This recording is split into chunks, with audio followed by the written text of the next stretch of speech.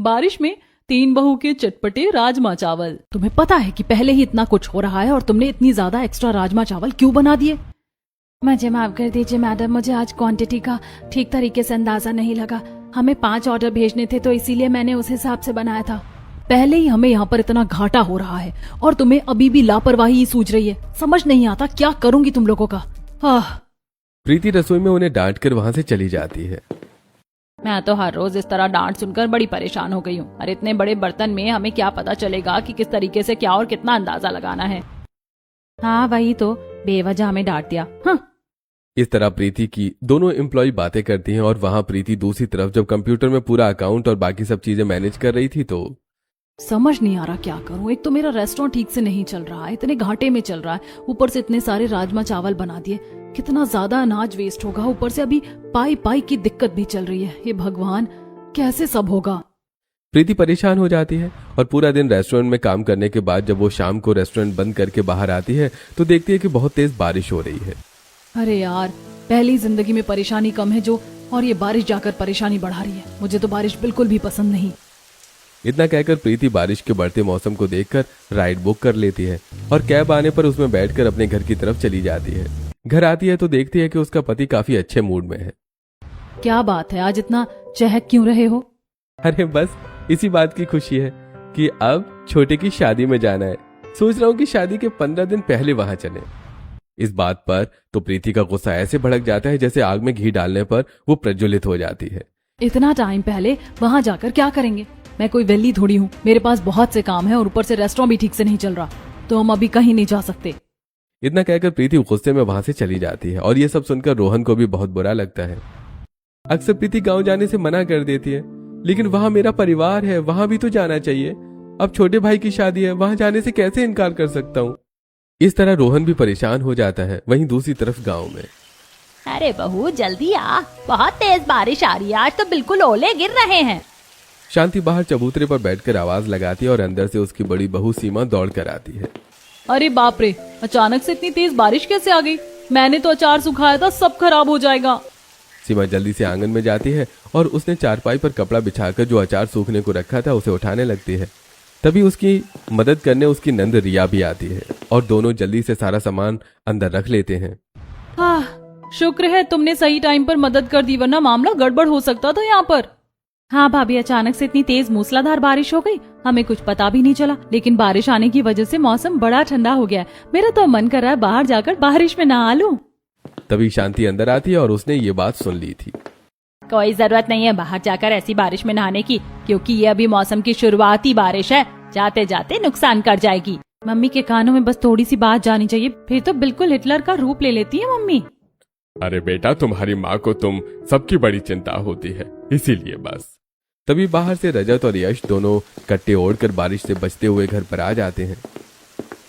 आज तो बारिश ने बुरी हालत कर दी, लेकिन अच्छा है कि बारिश हो रही है, क्योंकि अब हमारी बारिश की फसल को उगने के लिए बारिश भी तो चाहिए। ठीक ठाक बारिश हो जाएगी तो हमारा भी अच्छा खासा काम हो जाएगा। हाँ ठीक है, अब तो जल्दी से हाथ मुंह धो लो और खाना खा लो। शादी की तैयारियां भी करनी है, बहुत काम है। पता नहीं रोहन और प्रीति कब आएंगे यहाँ, उन्हें आने को तो बोला था। भैया भाभी तो पता नहीं कितने बिजी रहते हैं और शहर जाने के बाद तो भैया हमें भूल गए, यहाँ आने का नाम तक नहीं लेते हैं। मैं तो अब भैया से कट्टी हूँ, उनसे कभी बात नहीं करूंगी। ऐसा नहीं बोलते, क्या पता काम में फंसे हैं दोनों। चलिए आप सब बैठ जाइए, मैं सबके लिए खाना लगा देती हूँ। सीमा आज सबको खाने में राजमा चावल और साथ में कुछ रोटी परोसती है और सब खाना खा लेते हैं। वहीं दूसरी तरफ प्रीति की हालत थोड़ी टाइट चल रही थी। उसका रेस्टोरेंट बहुत घाटे में जा रहा था। क्या करूं मैं? तभी नेहा प्रीति के पास परेशान होकर आती है। मैडम देखिए, मुझे कहना तो अच्छा नहीं लग रहा, लेकिन मेरी सैलरी काफी लेट हो गई है, लेकिन मुझे बहुत ज्यादा जरूरत है। क्या आप मुझे मेरी सैलरी दे सकती हैं? अरे नेहा माफ करना, आजकल मेरा मूड ऐसा ही रहता है और कुछ चीजें भूलने भी लगी हूँ। बस तुम आज शाम का वेट कर लो, उसके बाद मैं तुम्हारी सैलरी क्रेडिट कर दूंगी। ये बात सुनने के बाद नेहा अपना काम करने लगती है। वहीं रेस्टोरेंट की साफ सफाई कर लेती है। रेस्टोरेंट में बहुत कम ग्राहक आने की वजह से प्रीति भी बहुत परेशान रहती थी। वो रेस्टोरेंट के बाहर दरवाजे पर खड़ी थी और देखती है कि बाहर ठेलों पर लोगों की भीड़ लगी हुई थी।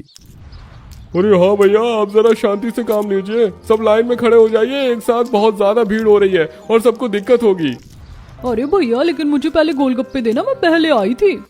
ये सब नजारा देखकर प्रीति का मन बड़ा उदास हो रहा था। इस तरह दिन गुजर रहे थे और शादी के दिन भी नजदीक आ रहे थे। गांव में भी शादी की तैयारी धूमधाम से चल रही थी। अरे शांति क्यों इतना भड़क रही है? मैं कहती हूँ ना, मैं सारा काम संभालूंगी, चिंता करने की जरूरत नहीं है। अरे तेरे रहते हुए तो मुझे कोई चिंता करने की जरूरत भी नहीं है।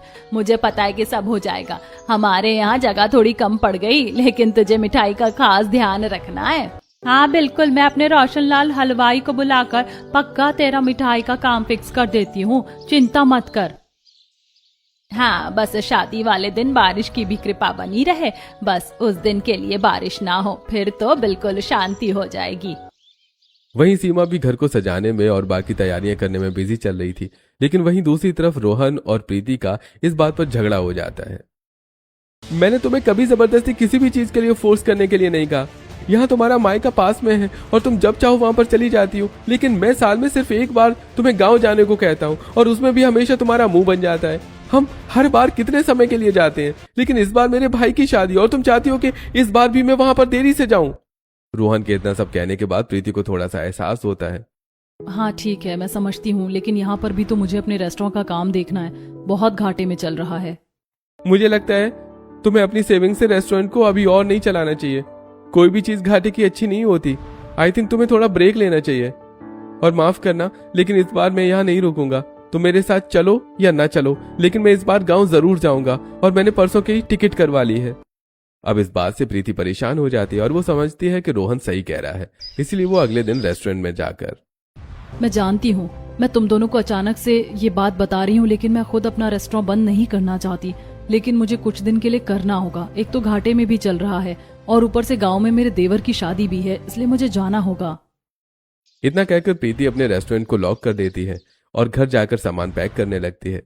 उसके अगले दिन दोनों तैयार होकर रेलवे स्टेशन पर जा रहे थे, लेकिन बहुत ज्यादा बारिश होने की वजह से वो ट्रैफिक में फंस जाते हैं। क्या यार, थोड़ी सी बारिश होती नहीं कि हमें ट्रैफिक में फंसना पड़ता है। मुझे तो इन सब चीजों को देखकर बहुत गुस्सा आता है। देखो जरा किस तरह नाली का पानी भी बाहर निकल रहा है। कोई बात नहीं, शांत हो जाओ, इसमें हम कुछ नहीं कर सकते, बेवजह अपना मूड खराब मत करो।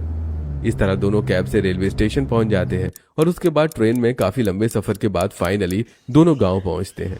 और जब दोनों घर आते हैं तो उन दोनों को देखकर हर कोई बहुत ज्यादा खुश हो जाता है। अरे बेटा तुम आ गए, तुम्हें पता भी हम सब कितनी बेसब्री से तुम दोनों का इंतजार कर रहे थे। अरे इतनी राह तो फौजी भी अपने घर वालों को नहीं दिखाते जितनी तुम लोग दिखाते हो। माफ करना पापा, आने में थोड़ी देर हो गई। हाँ आने में देर हो गई चलेगा, लेकिन जाने में अगर जल्दी की तो बिल्कुल नहीं चलेगा। और सोच लेना भैया, इस बार मैं आप दोनों से कट्टी हो जाऊंगी। अच्छा ठीक है मेरी छुटकी बहन, चिंता मत कर, इस बार हम यहाँ पर काफी समय के लिए रुकेंगे। मेरा तो यहाँ पर एक हफ्ता भी ढंग से निकल जाए, वही बहुत बड़ी बात होगी। प्रीति मजबूरन गांव में तो आ गई थी, लेकिन अब वो गांव में किस तरह रहेगी ये देखना है।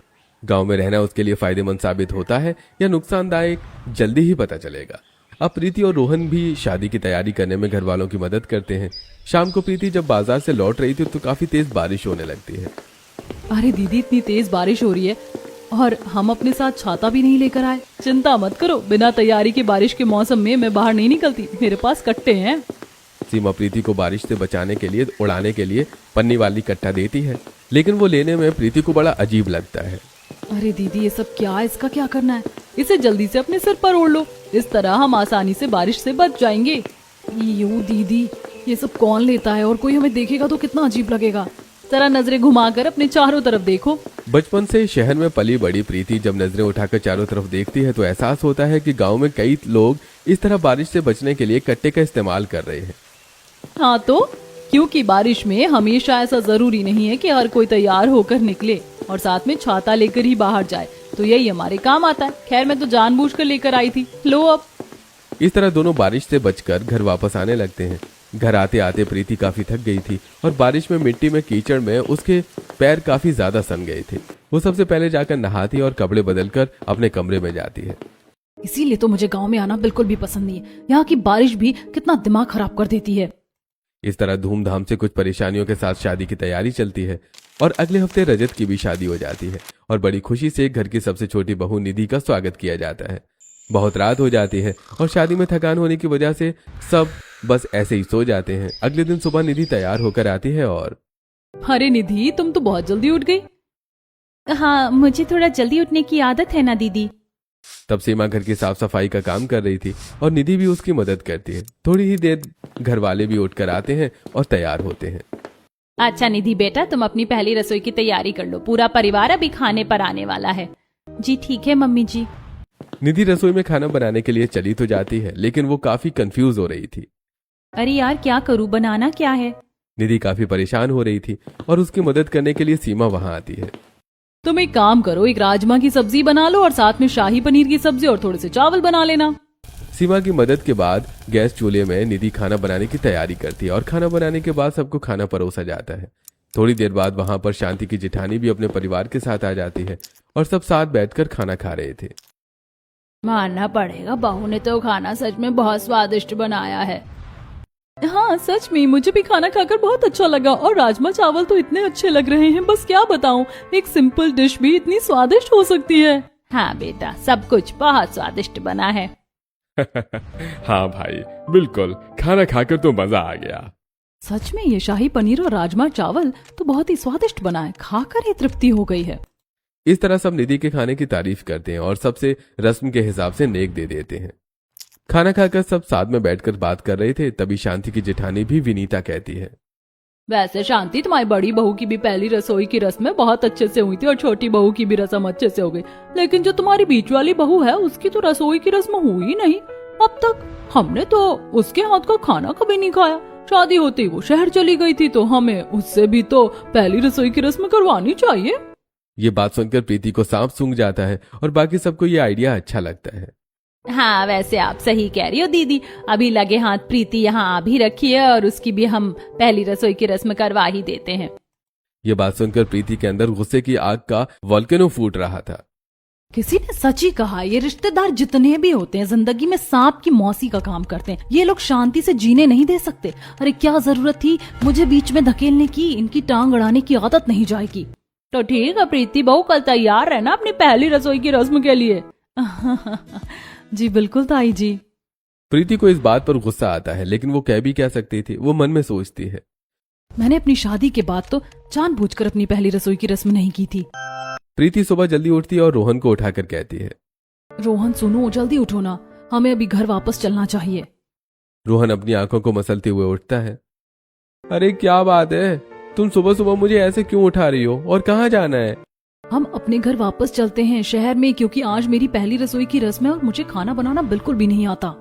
लेकिन सभी रस्में बहुत जरूरी होती हैं और हम इस तरह जाएंगे तो सबको बुरा लगेगा। प्लीज क्या तुम मेरे लिए इतना नहीं कर सकते? हम जल्दी ही 2-3 महीने बाद वापस सबसे मिलने आएंगे, लेकिन मुझे आज बचा लो और बोल दो कि तुम्हें कुछ जरूरी काम है। रोहन मजबूरन प्रीति की बात मान जाता है और दोनों बैग पैक करके बाहर आते हैं। तो अरे बेटा, तुम दोनों सुबह सुबह बैग पैक करके कहाँ जा रहे हो? माँ, मुझे ऑफिस में एक बहुत जरूरी काम आ गया है जिसकी वजह से हमें अभी जाना होगा। अरे बेटा, अभी तो तुम्हारी शादी हुई है, अभी तो तुम्हें कुछ दिन और रेस्ट लेना चाहिए और कुछ दिन तो हमारे पास रुको। हाँ पापा, मैं रहना चाहता हूँ, लेकिन माफ करना, सच में बहुत जरूरी काम है, इसलिए जाना ही होगा। ठीक है, लेकिन कुछ समय बाद हमसे मिलने जरूर आना। बिल्कुल आएंगे दीदी। तभी बाहर बहुत तेज बारिश होने लगती है और रिया बहुत ज्यादा खुश हो जाती है। आज की बारिश बहुत अच्छी है और आज तो मैं बाहर बारिश में नहा कर रहूंगी। आज आप मुझे नहीं रोक सकती माँ। अरे लेकिन शांति आगे कुछ बोल पाती कि उससे पहले ही रिया वहां से चली जाती है। वो बाहर बारिश में एंजॉय कर रही थी और साथ में पड़ोसन भी बारिश में नहा रही थी। तो रिया सीमा, निधि और प्रीति को भी बुलाती है। सीमा और निधि तो आ जाती है, लेकिन प्रीति मना कर देती है। नहीं, मुझे बारिश में नहाने का कोई शौक नहीं, आप लोग एंजॉय कीजिए। अरे प्रीति, बारिश में नहाना किसे पसंद नहीं होता और बारिश में नहाकर तो बहुत अच्छा लगता है। एक बार आओ तो सही। नहीं, दरअसल मुझे एक जरूरी काम आ गया है, तो आप लोग एंजॉय कीजिए। इतना कहकर प्रीति वहां से चली जाती है और सीमा, रिया और निधि तीनों बारिश में बहुत एंजॉय करती हैं। उन्हें देखकर शांति बहुत खुश होती है। अच्छा है कि तुम तीनों साथ में बहुत अच्छे से एंजॉय कर रही हो। इस तरह मुझे मेरे जवानी कितनी याद आती है। मुझे भी बारिश में नहाना बहुत पसंद था। तो अब जाकर आप जवानी के दिनों की यादों को ताजा कर लीजिए। इस तरह सब बारिश में एंजॉय करते हैं और वहीं पर गाने चलाकर उसमें डांस भी करते हैं। बारिश बंद होने के बाद सब अंदर जाते हैं और नहा धोकर तैयार होकर आज सीमा सबके लिए पकौड़े वाली कढ़ी और चावल बनाती है और साथ में सबके लिए गर्मा गर्म रोटी भी होती है। दीदी, सच में आप बहुत स्वादिष्ट खाना बनाती हो। हाँ बेटा, ये हर खाने में जान डाल देती है। अब अगले दिन सुबह प्रीति की पहली रसोई होनी थी और वो सबके लिए खाना बना रही थी, लेकिन क्योंकि वो गुस्से में खाना बना रही थी तो खाने का स्वाद कहाँ आना था। पता नहीं क्या मुझे सुबह सुबह खाना बनाने के लिए बैठा दिया है। प्रीति सबको खाना परोसती है, लेकिन उसके खाने में वो बात नहीं थी। सब खाना खा लेते हैं। तेरी बाकी दोनों बहू भी खाना बहुत अच्छा बनाती है, लेकिन जो खाना तेरी सबसे बड़ी बहू सीमा बनाती है, जो जादू उसके हाथों में है, वो कहीं नहीं। अब यही बात प्रीति बहुत ध्यान से सोच रही थी। उसने सीमा के हाथ के राजमा चावल तो खा ही लिए थे और साथ में शाही पनीर भी खाया था। इसलिए प्रीति अपने कमरे में अकेले में जब कुछ सोच रही थी तो यार, मेरा रेस्टोरेंट बिल्कुल भी ठीक नहीं चल रहा। उसकी हालत एकदम फटे ढोल की तरह हो रखी है। क्यों ना मैं बड़ी दीदी से राजमा चावल और शाही पनीर की रेसिपी ले लूं, क्योंकि यही दोनों मेरे रेस्टोरेंट में मेन डिश हैं, तो मेरा रेस्टोरेंट अच्छा चलेगा। अगले दिन प्रीति घर के काम कर रही थी और उसे बिल्कुल भी अच्छा नहीं लग रहा था। क्या यार, यहाँ गांव में कितना काम हो जाता है और बहुत ज्यादा गर्मी भी लग रही है। मेरा तो यहाँ मन भी नहीं लग रहा। मुझे जल्दी घर वापस जाना है, लेकिन एक कीमती चीज लेकर वापस जाऊंगी, रेसिपी। सीमा प्रीति को अच्छे से समझती थी, इसलिए वो घर के सारे काम में उसकी मदद कर देती है और उससे ज्यादा काम नहीं करवाती। उसके बाद सीमा, प्रीति और निधि तीनों खेत पर जाती हैं और वहां पर लहराती हुई फसलों को देखती हैं। वाह, हमारी खेत की फसल तो काफी अच्छी उग रही है। हाँ, इसी तरह भगवान की कृपा रही और बारिश का मौसम भी अच्छा रहा तो हमारी फसल काफी अच्छी हो सकती है। हाँ, बस कुछ समय का इंतजार और है, उसके बाद हम अपनी फसल की कटाई शुरू करेंगे। प्रीति गांव में थोड़ी देर जब पूरी हरियाली के बीच रहती है और दूर दूर तक देखती है कि सब लोग कितने खुश हैं और एकदम चक रह रहे हैं। बच्चे भी काफी अच्छे से खेल रहे हैं, तो उसे थोड़ा आनंद मिलता है। अब अगले दिन प्रीति सीमा और निधि के पास आती है। सच कहूँ तो मुझे आपके हाथ के राजमा चावल बहुत अच्छे लगे। क्या आप मुझे बता सकती हैं कि कैसे बनाना है? हाँ हाँ, क्यों नहीं, चलो आज हम राजमा चावल ही बना लेते हैं। अब उसके बाद सीमा राजमा चावल बनाने लगती है और पहले राजमा को हल्का नमक डालकर उबाल दिया जाता है। उसके बाद निधि राजमा को छौंकते समय उसके अंदर सारे खड़े मसाले एक साथ डाल रही थी। तब सीमा उसे रोकती है और कहती है, नहीं निधि, इन सभी को इस तरीके से एक साथ नहीं डालना। पहले हमें छौंक तैयार करना है और उसके बाद इसके अंदर एक सीक्रेट इंग्रेडिएंट डलेगा और उसके बाद हम खड़े मसाले डालेंगे। इस तरह सीमा निधि और प्रीति को रेसिपी बताती है और उसके बाद जब राजमा चावल बनकर तैयार हो जाते हैं और सब खाते हैं तो सबको बड़े ही स्वादिष्ट लगते हैं। सच में इतने स्वादिष्ट राजमा चावल खाकर तो मजा आ गया। मैंने कभी इतने स्वादिष्ट राजमा चावल नहीं खाए। तो कमाल है, धमाल, एकदम बेमिसाल है। लगता है भाभी को राजमा चावल को ज्यादा ही पसंद आ गए हैं। इस तरह सब खुशी खुशी खाना खाते हैं और रात को प्रीति कमरे में। चलो, अब मेरे पास सीक्रेट रेसिपी भी है और अब मेरा रेस्टोरेंट अच्छे से चल जाएगा। ये सोचकर प्रीति खुश हो रही थी और अगले दिन जब वो खुद राजमा चावल बनाने की कोशिश करती है और उसी रेसिपी से ट्राई करती है, फिर बनाने के बाद जब खुद टेस्ट करती है तो उसे वैसा टेस्ट नहीं आता। क्या यार, मुझसे तो कुछ भी ठीक से नहीं हो रहा। अब मैं क्या करूंगी? तभी बाहर बारिश होने लगती है और आज निधि और रिया जबरदस्ती प्रीति को भी बाहर बारिश में लेकर आते हैं। देखिए, बारिश में आने का मेरा बिल्कुल भी मन नहीं है। अरे ऐसे कैसे आपका मन नहीं है भाभी? आप हमेशा हमें मना नहीं कर सकती। बताइए आपका कौन सा फेवरेट गाना लगाना है स्पीकर में। उसके बाद सब गाना चलाते हैं और बारिश में एंजॉय करते हुए डांस करते हैं। इस तरह सब बहुत एंजॉय करते हैं। उसके बाद सब घर के अंदर आते हैं और प्रीति के बनाए हुए राजमा चावल खाते हैं। मेरे बनाए हुए राजमा चावल इतने स्वादिष्ट नहीं बने। ऐसा नहीं है प्रीति, तुमने खाना बनाने में बहुत मेहनत की है और ये सच में बहुत स्वादिष्ट हैं। इस तरह सब खाना खाकर सो जाते हैं, लेकिन पूरी रात बहुत तेज मूसलाधार बारिश होती है और बारिश रुकने का नाम ही नहीं ले रही थी। अगले 2 दिन तक बहुत तेज बारिश हो रही थी, जिसकी वजह से हर कोई परेशान हो रहा था। हे भगवान, कृपया करके इस बारिश को रोक दीजिए, वरना हमें बहुत नुकसान हो जाएगा। थोड़ी देर बारिश तो रुक जाती है, लेकिन उनकी फसल पूरी तरीके से बर्बाद हो जाती है। अब इस बात से घर में हर कोई बहुत परेशान था।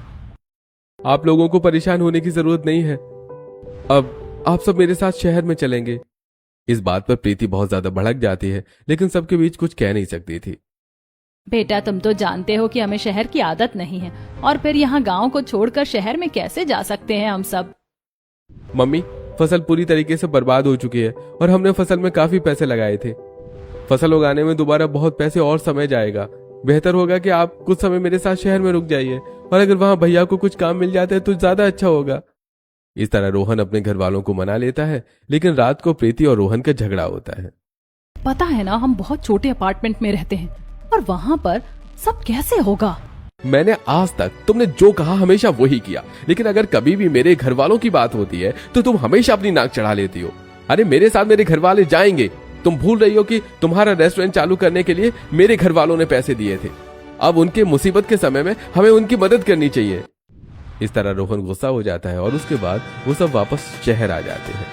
शहर में आने के बाद सीमा और निधि घर का सारा काम अच्छे से कर रही थी। अब प्रीति को रेस्टोरेंट और घर दोनों का काम नहीं करना पड़ रहा था। आप दोनों ने आज फिर से सबके लिए खाना भी बना दिया और घर को एकदम साफ भी कर दिया। इतनी मेहनत करने की क्या जरूरत थी? क्यों जरूरत नहीं थी? तुम रेस्टोरेंट में इतनी मेहनत करती हो और फिर घर आकर भी काम करोगी तो थक जाओगी ना। हम इतना तो कर ही सकते हैं। प्रीति खुश हो जाती है। उसके बाद सब खाना खाते हैं। उसके बाद प्रीति अपनी पुरानी एम्प्लॉय को कॉल करती है। हाँ नेहा, तुम चाहो तो वापस ज्वाइन कर सकती हो। मैं दोबारा रेस्टोरेंट ओपन कर रही हूँ। मैं आना तो चाहती हूँ, लेकिन अब मैंने कहीं और ज्वाइन कर लिया है। ओह अच्छा, कोई बात नहीं। इसके बाद प्रीति काफी उदास हो जाती है और जब सीमा और निधि को उसकी सारी परेशानियों के बारे में पता चलता है तो अगर ऐसा है तो तुम्हें बाहर एम्प्लॉय ढूंढने की क्या जरूरत है? हम है ना तुम्हारी मदद करने के लिए। हाँ दीदी, हम हर सुख दुख में साथ हैं, हर मुसीबत में आपकी मदद करेंगे। अब इससे प्रीति को काफी हौसला मिलता है और अगले दिन सीमा और निधि प्रीति के साथ उसके रेस्टोरेंट पर जाती हैं और वहां पर सबसे पहले साफ सफाई करती हैं और उसके बाद राजमा चावल और कढ़ाई पनीर बनाने की तैयारी करती हैं। लेकिन पूरा दिन बीत जाता है और कोई ऑर्डर नहीं आता। यहाँ ऐसा ही होता है। कोई ग्राहक तो मेरे रेस्टोरेंट के आसपास तक नहीं भटक रहा। मुझे तो लगता है मुझे अपना रेस्टोरेंट बंद कर देना चाहिए। अरे पगली, ऐसी बातें नहीं करते। जिंदगी में बहुत ही मुसीबतें आती हैं और हर मुसीबत में इतनी आसानी से हार थोड़ी मानते हैं। बल्कि हमें इस मुसीबत से बाहर निकलने का कोई उपाय ढूंढना चाहिए, जैसे कि। थोड़ा सोच विचार करने के बाद सीमा को एक आइडिया आता है। हाँ, जैसे हम ऑफर लगाएंगे और उसके बाद हम साथ में फ्री बाय भी दे देंगे। अरे दीदी, आपको फ्री बाय जैसे शब्द कैसे पता? मैं अभी इंग्लिश और बाकी तरह का ड्रामास देखती हूँ। अब सीमा बाहर एक बड़ा सा बैनर लगा देती है जिस पर लिखा होता है राजमा चावल के साथ कढ़ाई पनीर और नान फ्री, जिसे देखकर प्रीति की आंखें फटी की फटी रह जाती हैं। अरे दीदी, पहले ही रेस्टोरेंट घाटे में चल रहा है और घाटे में ले जाना है क्या? अभी ज्यादा घाटे में जा रहा है। अगर हम आधा खाना फ्री में देंगे, कम से कम आधे खाने से तो पैसे निकलेंगे ना, और फिर ग्राहक दोबारा आना शुरू होंगे।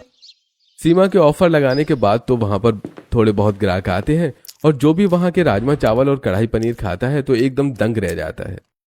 अरे भाई मजा आ गया, कितने स्वादिष्ट राजमा चावल हैं। अरे हाँ भाई, बिल्कुल एक नंबर का स्वाद है। आज आप मेरे लिए राजमा चावल पैक कर दीजिए। 1 प्लेट राजमा चावल के कढ़ाई पनीर और नान फ्री है ना? हाँ बिल्कुल, मैं अभी आपका ऑर्डर लेकर आती हूँ। इस तरह ग्राहकों को ऑफर देकर बुलाया जाता है और जो भी अब वहां आकर खाना खाता है तो सबको अब खाना बड़ा अच्छा मिलता है। आज प्रीति खुश हो जाती है। सच में बहुत दिनों बाद इतने ग्राहकों की शक्ल देखने को मिली है दीदी। आप दोनों सच में कमाल हो, बेमिसाल हो। आपने जो पहले एम्प्लॉय रखी थी वो ठीक से काम नहीं करती थी। बर्तनों पर एकदम बहुत ज्यादा गंदगी इकट्ठा थी और साफ सफाई भी कुछ अच्छी नहीं थी। अब प्रीति को यह पता चलता है तो उसे गुस्सा आता है। इन लोगों को बस फ्री की तनख्वाह चाहिए। घर पर क्योंकि एक ही कमरे में एसी था इसलिए सब एक ही कमरे में सो जाते हैं। हालांकि सबको सोने में काफी दिक्कत हो रही थी। पहले मुझे लगा था कि सिर्फ मुझे प्रॉब्लम होगी और अब सबको इस तरह नीचे भीड़ में सोता देखकर मुझे भी अच्छा नहीं लग रहा। अब इस तरह सीमा और निधि दोनों मिलकर प्रीति के रेस्टोरेंट में काम करना शुरू कर देती हैं और अब उन्होंने इस ऑफर को हटाकर खाने के साथ कुछ छोटी मोटी क्यूट चीजें देना शुरू किया। जैसे कि एक ग्राहक अपनी बेटी के साथ जब राजमा चावल खाकर पेमेंट कर रहा था तो निधि उससे, बेटा हमारे रेस्टोरेंट में आने का आपका बहुत बहुत शुक्रिया, इसलिए आपको एक फ्री बाय मिलता है। निधि उस छोटी लड़की को एक क्यूट सा ब्रेसलेट देती है। ये तो बहुत सुंदर है। तुम्हें पसंद आया? चलो अच्छा है। इस तरह सीमा और निधि के ऑफर की वजह से अब वहां पर ग्राहक ज्यादा आना शुरू हो गए थे। अच्छी बात है, तुम तीनों इतनी मेहनत कर रही हो और अब काम बहुत अच्छा चल रहा है। हाँ मम्मी जी, सच काम बहुत अच्छा चल रहा है। मुझे इस बात की भी खुशी है और आप सब जब से यहाँ आए हो तब से मुझे बिल्कुल भी अकेले नहीं रहना पड़ता। अब मुझे बहुत अच्छा लगता है। रोहन ने शायद बहुत अरसे बाद प्रीति को इतना खुश देखा था। उसे खुश देखकर वो खुद भी बहुत खुश होता है। प्रीति बहुत खुश नजर आ रही है। मुझे खुशी है कि अब वो खुश रहती है। इस तरह सब कुछ अच्छा चल रहा था, लेकिन ग्राहकों को सबसे ज्यादा रेस्टोरेंट में पसंद सीमा के राजमा चावल ही आ रहे थे। इसलिए वहां पर दूर तक राजमा चावल का नाम फैल जाता है। जैसे एक दिन बारिश में छाता लेकर दो लड़की। अरे भैया, हमें ना एक रेस्टोरेंट में जाना है जहाँ पर फ्री बाय मिलती है। अरे मैडम जी, मुझे नहीं पता कौन से रेस्टोरेंट की बात कर रहे हो। अरे भैया, वही जिसके राजमा चावल बहुत स्वादिष्ट है और साथ में कढ़ाई पनीर भी बेचा जाता है। अच्छा, वो रेस्टोरेंट तो सामने है। ये देखकर संगीता और नैना बहुत खुश हो जाती हैं और दौड़ी दौड़ी सामने वाले रेस्टोरेंट में राजमा चावल खाने जाती हैं। लेकिन वहां पर बहुत ज्यादा भीड़ लगी हुई थी। मुझे नहीं लगता कि हमारा आज नंबर आने वाला है, बाहर इंतजार करना होगा। लेकिन बाहर बारिश हो रही है। अब ये सब निधि ने सुन लिया था और रात को सभी ग्राहकों के जाने के बाद बाहर हम तिरपाल लगाएंगे और लकड़ी का बेंच रखेंगे ताकि वहाँ पर भी कुछ ग्राहक बैठ सके। और तुम्हारे रेस्टोरेंट में एक भी खिड़की नहीं है।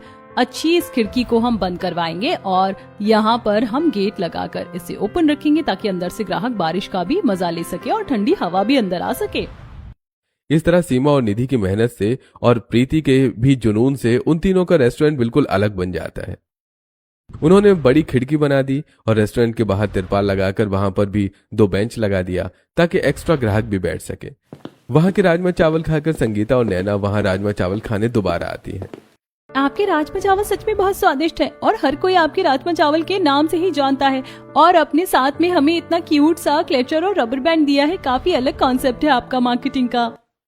इस तरह अक्सर ग्राहक उनकी तारीफ करके जाते थे और क्योंकि अब उनका रेस्टोरेंट राजमा चावल के नाम से ज्यादा मशहूर हो रहा था, इसलिए उन्होंने अपने बोर्ड के आगे लिख दिया था, मशहूर राजमा चावल फ्री बाई वाला रेस्टोरेंट। इस तरह इस नाम से हर कोई रेस्टोरेंट को काफी ज्यादा जानने लगा था।